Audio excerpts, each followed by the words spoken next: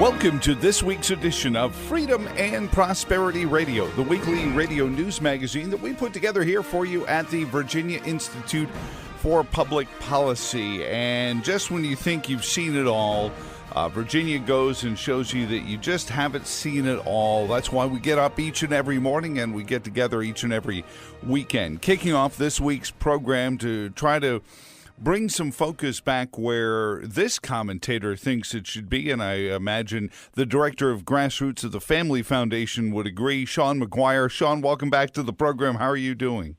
I'm doing well. How are you, Joe? Well, I tell you, it is never a dull moment in Virginia when you think you've seen it all, and then it comes back. And there are so many eddies and currents around the Ralph Northam story. But I want to go back to a week ago.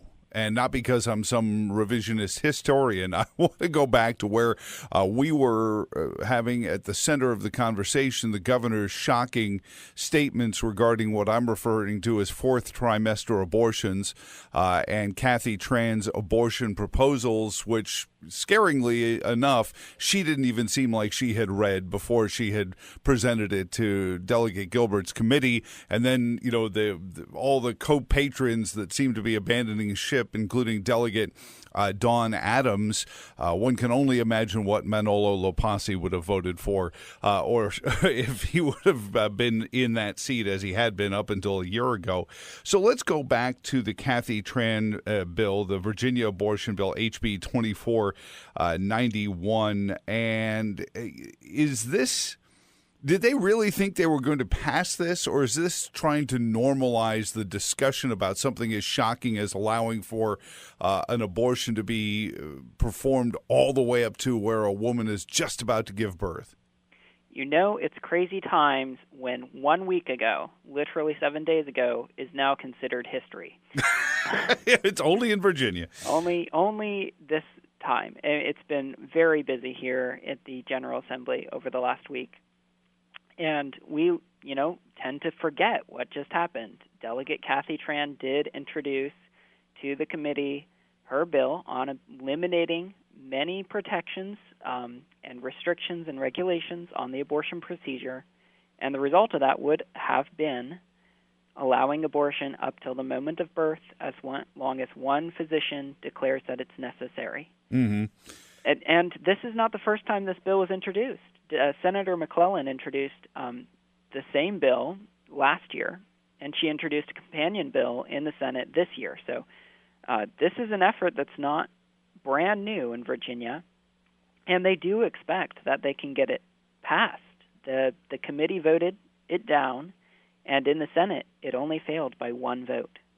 That's the amazing thing is the Senate companion bill, because I looked at the House bill, and when even female leaders of the Democratic Party like Eileen Fillercorn had nothing to do with this bill. They wouldn't co-patron it. Most of the co-patrons of the House bill seem to be many of that new generation, that 2017 freshman class, the blue wave class, that maybe they feel like maybe this is their only shot at doing something like this. But I worry that, as with so many things around abortionists, you normalize it first. You make it part of the conversation. It's not shocking after a week or 2 weeks, so that next year, oh, yeah, that's the one. Oh, yeah, we've talked about that. And it becomes almost chillingly commonplace to talk about this stuff. And that's what I'm afraid of, is that we'll normalize the concept of, based on nothing more than a doctor saying the mother's mental health could be challenged by this pregnancy, by being forced to raise this child, of all the stunning statements made in this, is frightening, because even Ralph Northam, when he made his comments, didn't seem like he had read the bill, because he was talking about a child with deformities, a child with birth defects, and that's not what this bill really is about at all. That's right. While Delegate Fillercorn, the new minority leader in the Democrat caucus, she didn't patron the bill, but when asked about this bill after the comments from Delegate Tran, Delegate Fillercorn, on the floor of the House of Delegates, said there's a lot of support for this bill, and they expect to introduce the same language again next year. Well, it makes 2019's election so important. And is this what they're also hoping to turn this, from where you sit, Sean, as a campaign issue to say, look at Governor Northam's statements on the radio interview where he bizarrely took to the campaign platform of, well, most of these men in the General Assembly want to tell a woman what to do. It seemed to be that was what the campaign is going to be about. Is that what we're going to hear a lot coming towards November of this year, Sean, from what you see? I can't predict what they're going to. I mean, I imagine they're going to stick to the same talking points we've heard for 40 years on abortion, that, well, we have to allow this because it's a woman's right to choose. Then again, they have exposed the real position of the abortion industry with it's not limited to certain circumstances. It's not reasonable in any way. Their goal is to have abortion on demand all the way up till the moment of birth. That's the outcome of their position. And Governor Northam's comments before he went to the talking points, he talked like a medical doctor, talking about leaving the infant, making the infant comfortable, and then deciding whether the infant should be resuscitated or not, because that would also be a mother's decision. That kind of language is the logical outcome of the abortion position in public policy. At the end of the day, though, Sean, and again, we're visiting with Sean Maguire, director of the Grassroots for the Family Foundation. This exposes, as you said, all of what Margaret Sanger started with the eugenics movement and the belief that there were intellectual incapabilities that we needed to weed out through selective births and breeding and killing. And we watch, I think it's now up to 3 major metropolitan areas in America, more black babies are aborted than are born alive now. It's stunning that the black community isn't up in arms about this, because they're really the ones that are being targeted by this. It's a tragic reality in our country that a population of women, that the African American women of birthing age make up less than 30% of the population of women who are of childbearing age, but they make up well over 50% of abortions performed. It's shocking that it's such a disparity in the reality, and I think I misquoted that stat, but if you look at the numbers, it's just shocking how women are being targeted into certain communities. Look at where all the abortion centers are built. Look where the Planned Parenthoods are centered, and focus their attention. It's tragic. What do you make, Sean, of the haste at which Planned Parenthood jumped off the Northam bandwagon after the yearbook photo surfaced, was leaked, was whistleblown? And I think it could be any number of those things. I think it starts to lean towards the latter. Somebody decided to blow the whistle on Governor Northam's young adulthood. But Planned Parenthood seemed like they were one of the first organizations to say, yeah, he's got to go. We got to get rid of him. It seemed to belie the fact that they would be happy to have him take the heat and distract the media's attention from this chilling movement here in Virginia, where we want to be as bad as New York at this. I'm sure Planned Parenthood is thrilled that Governor Northam is now being talked about, not because of his support of late-term abortion and possibly infanticide, but the attention shifted away from their issue. As a political organization, Planned Parenthood has contributed $3 million to Governor Northam's campaign. He was hugely supported by them. But they're a very astute organization. They know when to get off the bandwagon as quickly as possible, save face, and continue their political agenda. They're not going to lose in this situation with Governor Northam's yearbook photo. If Lieutenant Governor Justin Fairfax takes office, Planned Parenthood still wins. Justin Fairfax was on a board for Planned Parenthood in this region at different times. And if anything, a more ardent supporter of their work than the Governor Northam is. Yes, yeah. From his statements, we see that. So Planned Parenthood, receives millions and millions, hundreds of millions of tax dollars every year, and they use that to continue their political agenda to ensure that they keep on getting those tax dollars, and they're very good at what they do.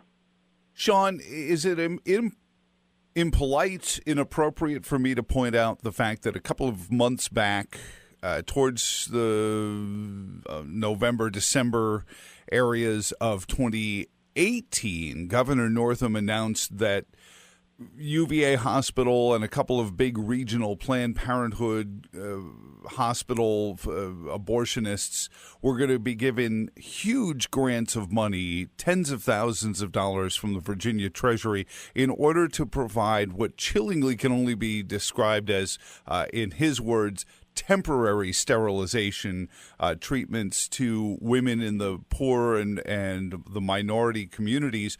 I went immediately back to my archives. I interviewed a fellow named Adam Cohen who wrote a wonderful book called Imbeciles, recalling the 1924 Virginia Act for Sterilization and the question as to whether that was constitutional, which shockingly the Supreme Court said, oh, yeah, that's fine. That's sure. The state can mandatorily sterilize women.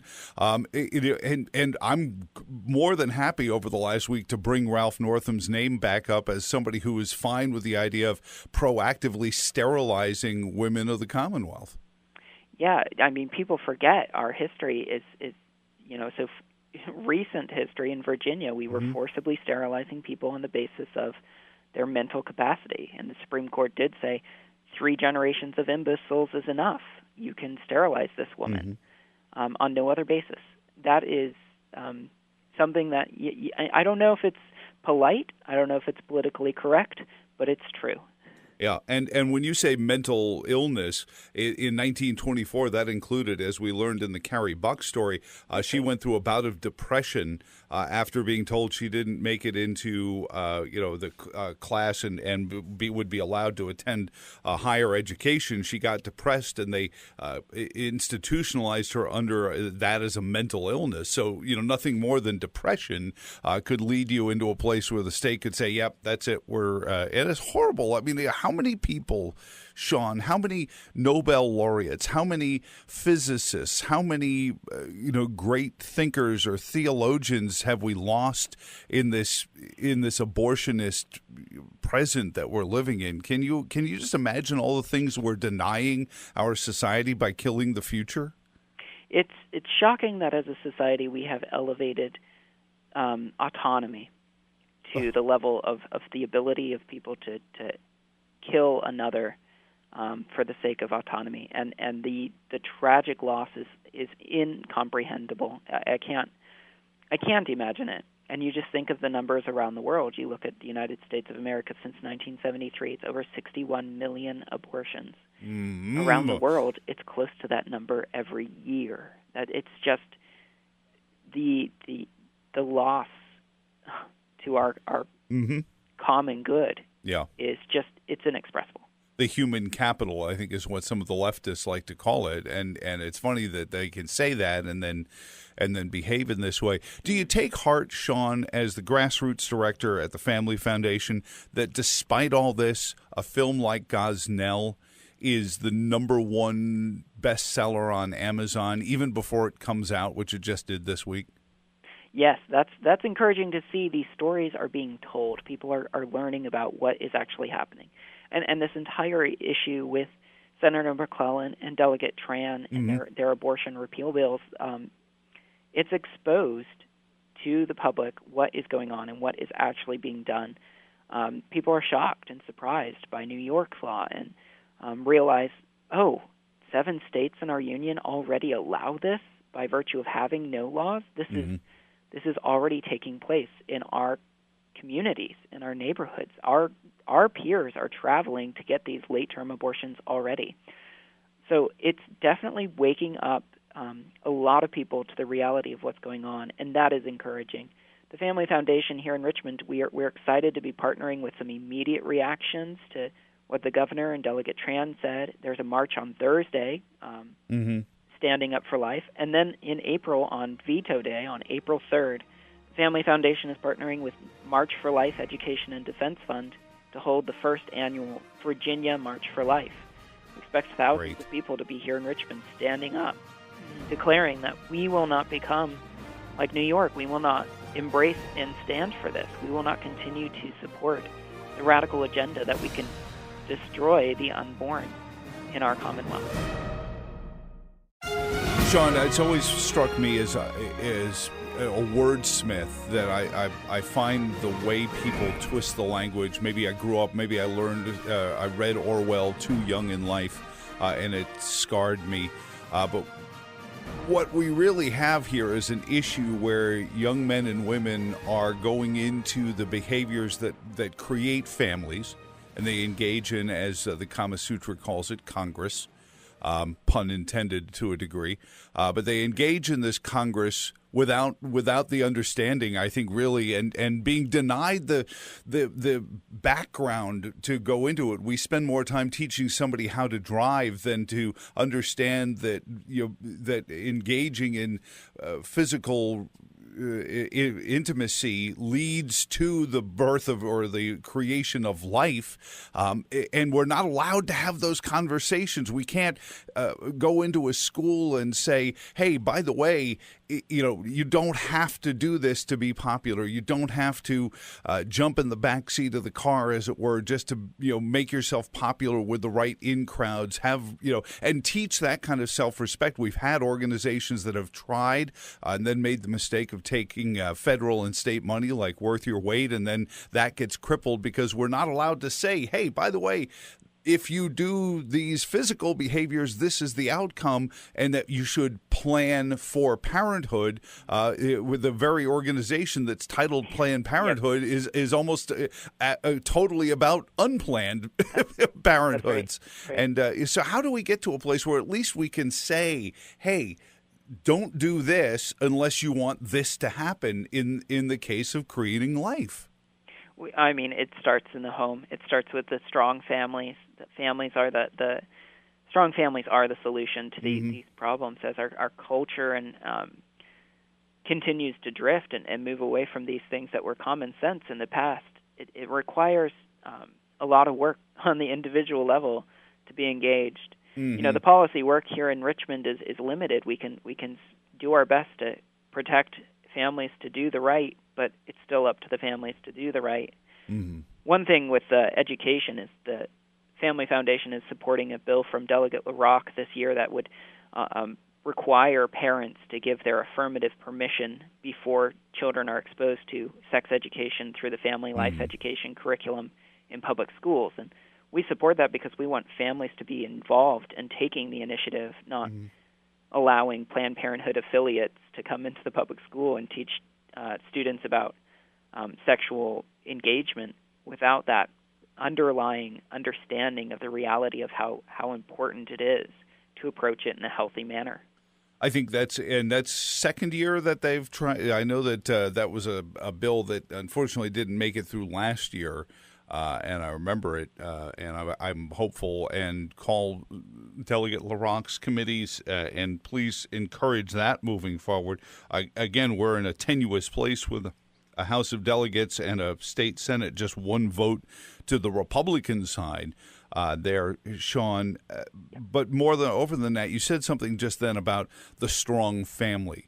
And if you go back and you read Margaret Sanger's writings, the founder of Planned Parenthood, and you talk about the eugenics movement, a lot of it is used by statist government centralizers to break up the family unit, because that's when the government can become more powerful, when the family becomes weaker.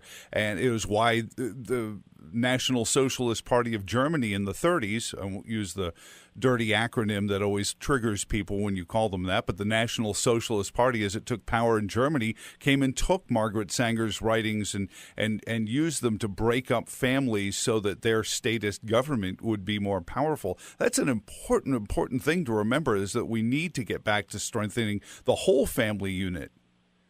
Absolutely.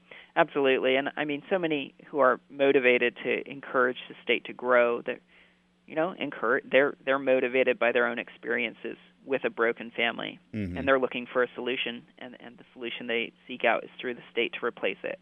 It's really unfortunate, and that's why I'm so glad I get to work at the Family Foundation, and we're Director glad of you do. Grassroots, focusing on the real solutions.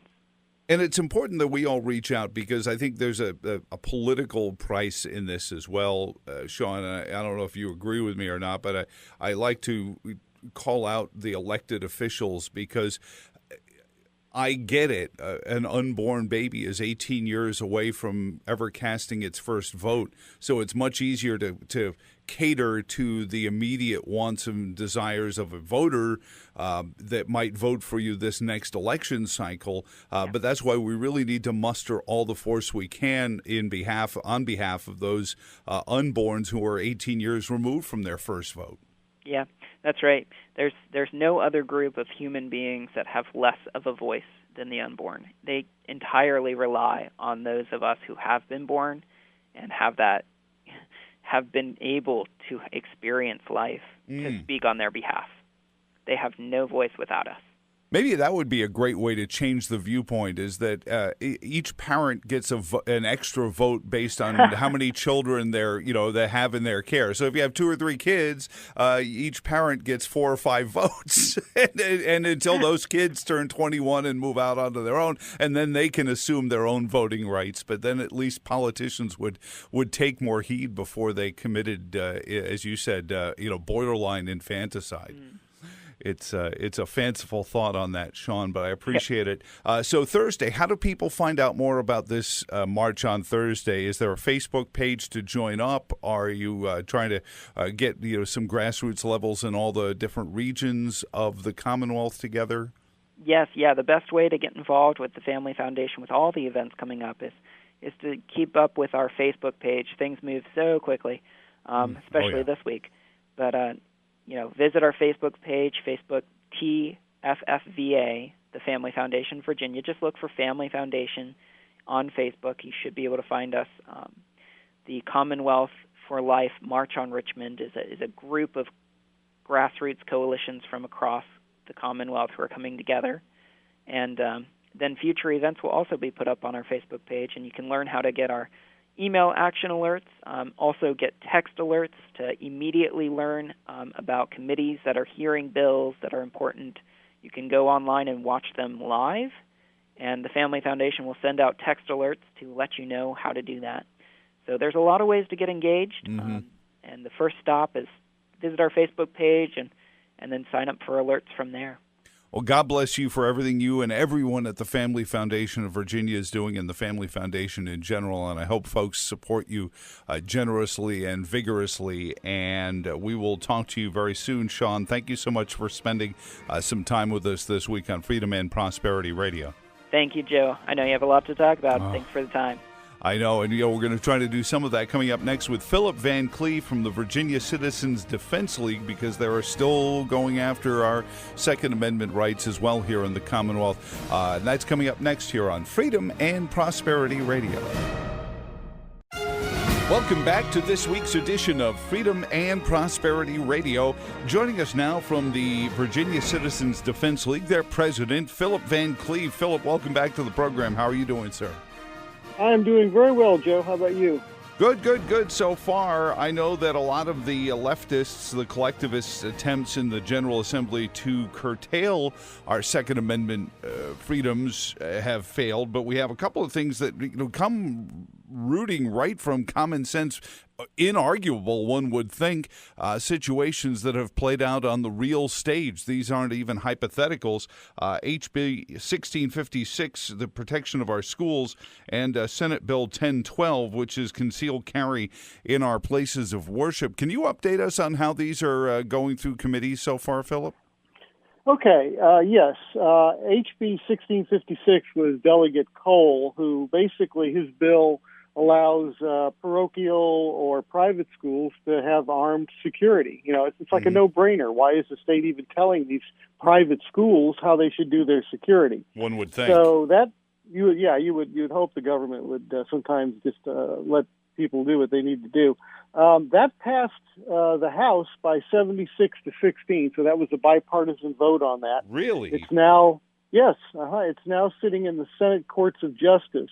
So it should be heard soon. It could be heard as soon as tomorrow. in the Courts of Justice Committee. But at least it's hit the halfway mark. Mm-hmm. That's great.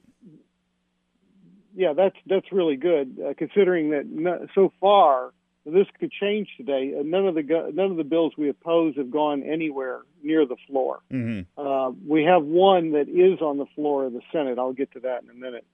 Then we have carry in places of worship, SB 1024. Was that the other one you were curious about? Yeah, I may have had the number wrong. I apologize if I did. That's Senator Black. That cleared the Senate by a partisan 21-19 vote and is now in the House. And it's right now it's sitting in House Rules, which is an odd place for it, but it could just be a temporary hold pattern for it before it gets to a regular committee. Anyhow, we're keeping a careful eye on that. I've been told, and I hope I'm not jinxing this, that the House Rules Committee is often where they send bills that they don't want to take up in front of anybody to get the famous Virginia pocket veto. Have you heard the same thing? I mean, I know that's when friends of mine, hear that a bill that they're following goes to House Rules, they're like, oh, no. There is certainly that has certainly been the sort of the protocol in the past with other speakers. Now, I don't know about Speaker Cox. Okay. I'm not getting the impression that's true here, but we'll see. I have personally spoken to all the key people on that committee to support that bill. Okay, good. So if it stays in that committee and gets a fair vote, it stands a good chance of coming out. Excellent. It is such a mild bill. I could not understand. There's a lot of confusion on it, though. The other side, as usual, has stirred up the waters with a bunch of baloney. Mm-hmm. And so some churches are going, if this passes, we won't be able to ban guns in our churches. And that's not true. The law, it makes no difference.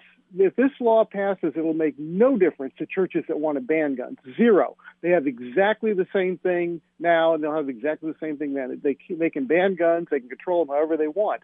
This bill only helps churches that want to allow carry. It makes it easier and clears out an old law, 140-year-old law that is out there. So this, churches that don't want to ban, they should just ignore this or do want to ban guns because it doesn't affect them. Okay, all right. So again, This is not a surprising tactic for those who think the Second Amendment is the worst thing that ever happened, because it's that let me catch a newspaper reporter, give them a quick soundbite, and they'll run with it without really diving deeply inside of what I'm saying, and they'll just quote me, and that becomes the truth. Yes. So.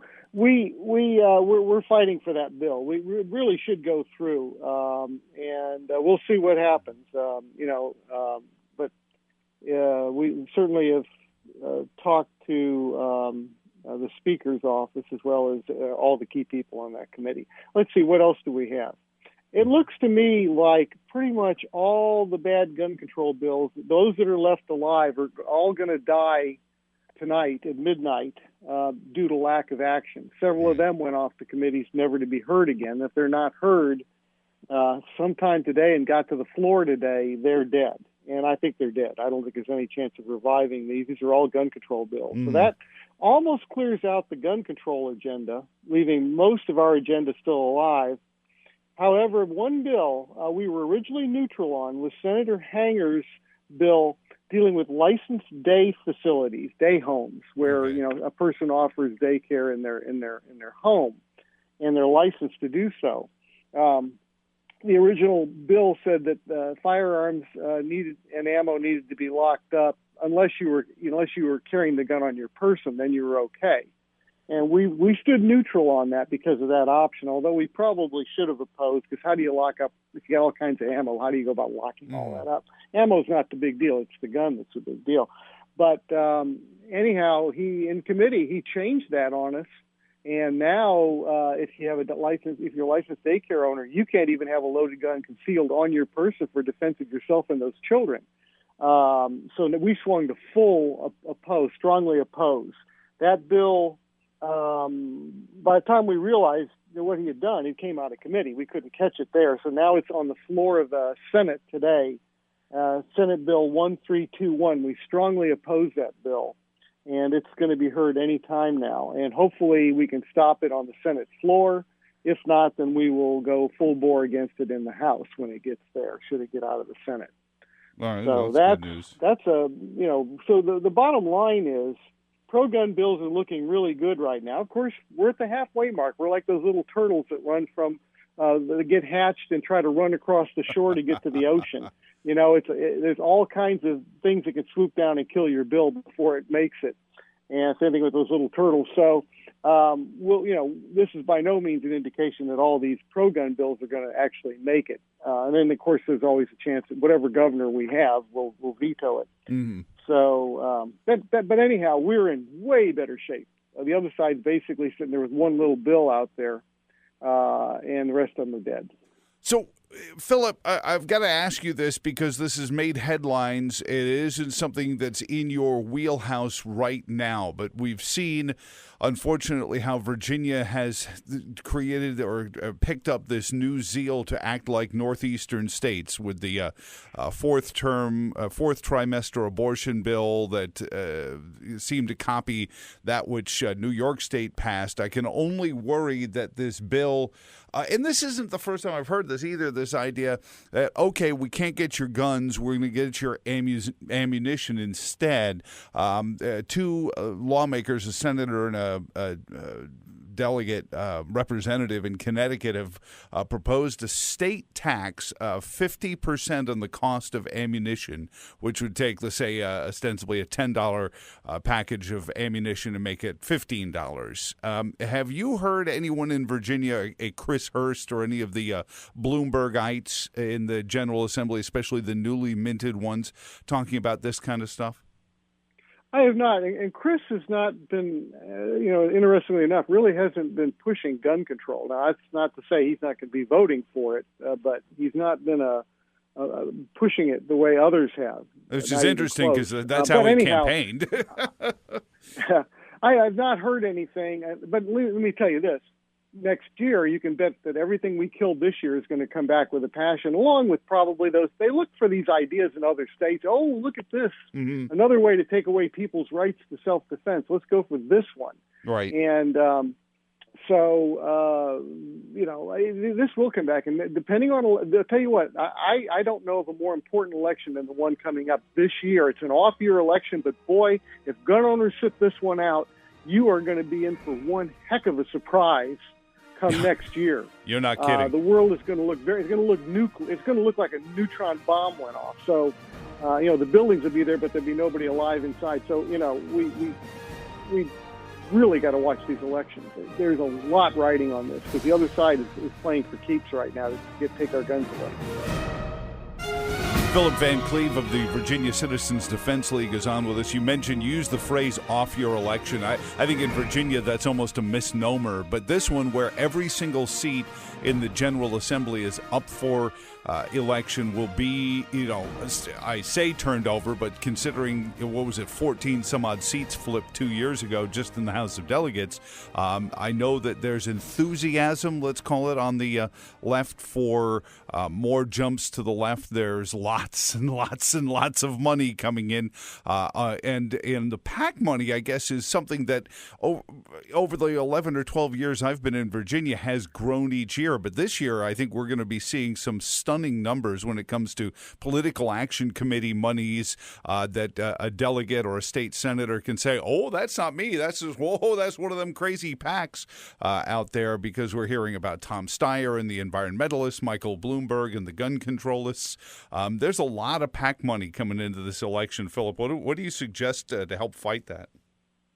Well, first of all, on the gun side, people need to join VCDL so that we have as large and as powerful a coalition of gun owners as we can. We have like 6,500 to 7,000 paying members and 29,000 on our free VA alert email list, but we need a lot more than that. We really are going to need to get together strongly. A lot of people have been sleeping out there. They need to wake up. Mm-hmm. And the same thing for these other issues. There's other groups that handle these other issues of importance. I must say, however, the Democrats, their push on some of this other stuff is It's hard to say if that's going to help them or if it's going to dramatically hurt them. So some of the stuff they're pushing too far. Again, I think the majority of the people sleep out there. If they wake up, too many of them, because they're seeing they're afraid of what's happening with abortion or anything else, that could turn around very much the predictions of the Democrats taking control. Yeah. The purple part of the state could, especially on an off-year election, if the other organizations, such as the gun rights people, turn out a large swath of people on an off-year election, that could make the difference right there. Well, I know that you mentioned the abortion issue, and again, I look at groups of people who politically will claim that they want to defend life by taking away our firearms, but then we'll be fine with this abortion up till the moment of birth. I'm like, how do you reconcile this? But of course, in their mind, they convince themselves that it's not a life yet until it starts paying taxes or voting. I imagine, Phil. But tongue out of cheek. Well, some people are. Then there are some people that have never made it to life. Yeah, they never pay taxes, so I guess they're free to be killed. I mean, I guess then it's the vote that really is the most important part for some of these folks. But let me ask you, go back to this Connecticut thing for a second, because this isn't the first time I've heard this. And is there any way we can push either a court case or legislation that would make it clear that a firearm or a right to bear arms includes the munitions that go along with it? Because a gun isn't an armament unless it's got ammunition. And I'm certainly no jurist. I put the sharp objects down when I start talking about this stuff. But just as somebody who's read the Constitution probably through and through more times than a lot of folks, it just seems to me that the right to bear arms means armaments, and a gun isn't an armament. Well, I guess I could hit somebody with it without the bullets that go in it. So going after the bullets would seemingly be tacitly going after a firearm. Yeah, and of course Joe, you're making a classic mistake of applying logic and reason to gun control. Yeah, you can't do that. There is no logic and reason to it. But you're exactly right. And what we really need is a case to go in front of the Supreme Court. And by the way, at least the courts are moving in the right direction during a time when the other parts of government are moving, like the General Assembly and Congress are moving the other direction. The courts are in a direction to hopefully be able to protect and knock down a bunch of bad stuff.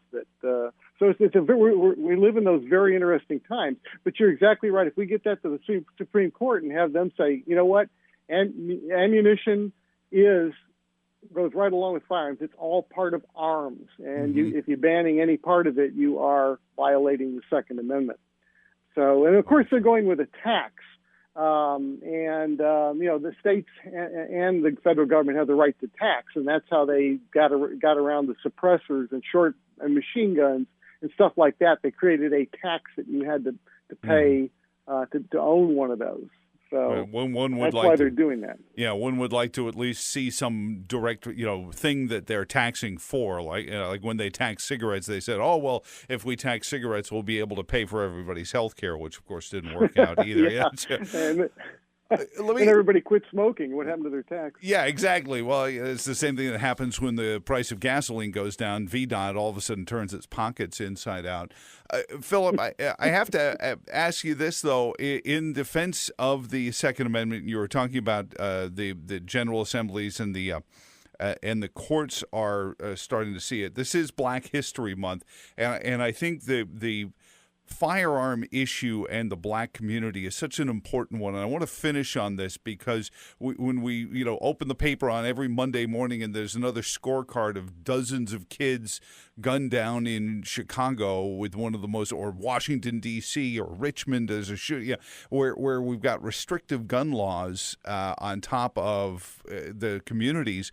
Talk about firearms rights. I know that I get into heated arguments about gun rights organizations and the end of slavery, trying to teach freed slaves how to defend themselves. Martin Luther King Jr. was a gun owner. So talk about this, how we flipped the story of the firearm and the black community, and how do we get that logic back? Yeah, it's actually fascinating. Of course, right, with slavery and right after, there was a strong push to keep the freed slaves from being gun owners. Mm-hmm. So they passed all kinds of laws, and when they indeed were ruled to be free men, then they created things like the black codes, and it just went on and on. Everything they could to keep these freed slaves from being able to protect themselves. And defend themselves from groups like the KKK that wanted to intimidate them later on in the years. Yeah, as you pointed out, Martin Luther King, I think, applied to get his own concealed carry permit and was denied because he had realistic threats. I mean, people were trying to kill him, and that still wasn't good enough for him to get a permit back then. And he could prove it. He had letters and letters and letters of people saying, "I'm going to kill you." Yes, and it all didn't matter. That was the whole point of all these laws. All this gun control was really aimed at disarming minorities, and that's just the history of it.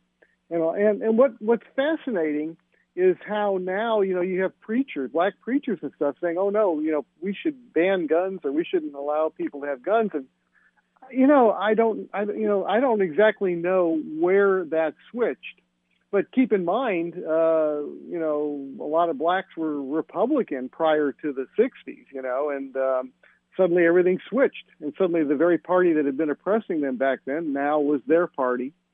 And how do you explain all of that? There are probably long, drawn-out theories on this, but same thing happened with guns. And you got to say the Ku Klux Klan had to be laughing as these black preachers are out there trying to disarm their parishioners and stuff. So it's an amazing full circle that we've gone through. It is. The black people should be leading the charge on protecting the Second Amendment. Mm-hmm. They should be number one. They should be outnumbering whites, but they don't. They're even more of a minority on the gun rights side than they are in the population. They're just a tiny fraction of it, and that's a lot of minorities, not just blacks, but. It tends to be white males. We need to circle shouldn't be that way. Absolutely, and we need that common sense. Philip, what's coming up with the Virginia Citizens Defense League as not just the General Assembly goes along, but we start to get into gun show season, and where can people find you and obviously join up if they're not already? Yes, we have a website. You can join on the website. You can find out all kinds of information about gun laws and everything else going on, and the General Assembly. You can go up there. We have a tracking system that will show you all the gun bills and exactly where they are and what's happening. And that's at VCDL. That's the initials for the Virginia Citizens Defense League.org as an organization. So VCDL.org. You can join. You can see what's going on and learn the gun laws, all that stuff. It's all available. It's a very, very useful site. We're on Facebook and on Twitter. So we are trying to reach out to everybody. And, of course, your e-newsletter, your e-alerts during the General Assembly session are invaluable for Second Amendment supporters when they get it in your inbox at 6 a.m. saying, "Oh, here's what's going on." I don't know when you sleep, Philip, but I'm a night owl. But, yeah, it's called VA Alert. And if you go to our website, that's free. You can log on. That's where we've got 29,000 people now on that. So you get emails, and they're focused on gun rights in Virginia. We don't get off on any other tangents. It's strictly gun rights in Virginia. It tells you pretty much everything that's going on and everything you need to do. People love it. It's a good system. It's the ultimate pro-life movement. Defend it and stand up for it and learn about it. It's amazing. What can be miscast here in the Commonwealth of Virginia. People who are thinking about. We just had a story of a kid. A guy borrowed somebody's gun because he was concerned about his safety. Please don't do things like that. Learn, become responsible because 99.9% the gun possessors in Virginia are well trained, and that's the message that we always have to keep is keep up your training, keep up your work, and that's part of what I think about this tax on the ammunition would actually make people less well trained at using their firearms. Yeah. So. And I'll tell you something. If you've never fired a gun, it is so much fun. That's how I go relax. I go shooting every weekend, and I come back so relaxed.